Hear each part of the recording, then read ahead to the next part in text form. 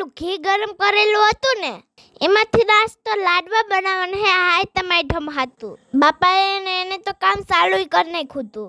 એટલે આપણે શું કે આપણે બાપા ભેગા પિંજા કરવા બેસી જઈએ. એટલે આપણે બાપાને અને માને મદદ કરવા બેસી ગયા હો. તમને લાડવા ભાવે કે નહીં કમેન્ટ કરીને કહેજો તો. અને તમે શું આઈટમ બનાવવાના હે ઈ પણ કહેજો હો. પછી આપણે માન બાપા ભેગા પિંજા કરવા જામી પડ્યા હતા હો.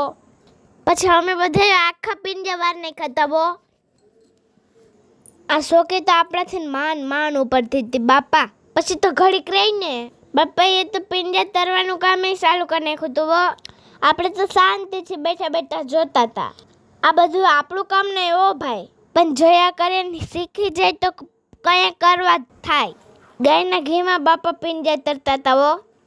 પછી તો પિંજાનો ભૂક્કો મશીનમાં કરવાનો હતો.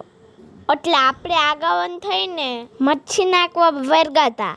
પણ આપણા કીધે આ ફરતું નહોતું હો. ઘડીક ધાંજે કરે પણ મેળ ન આવ્યો. આ આપણું કામ નથી, હાલો ભાઈ ભાગ્ય. પછી તો ઘડીક છું ને ત્યાં બાપાએ સાહણી નાખીને લાડવા બનાવી નહીં ખાતા. પછી તો આપણે બાપા ભેગા લાડવામાં હર્યું કરતા હતા હો.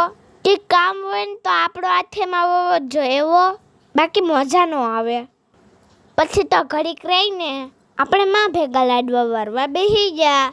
તમને અમારા લાડવાનું લુક કેવું લાગ્યું કમેન્ટ કરીને કહેજો તો ખરે.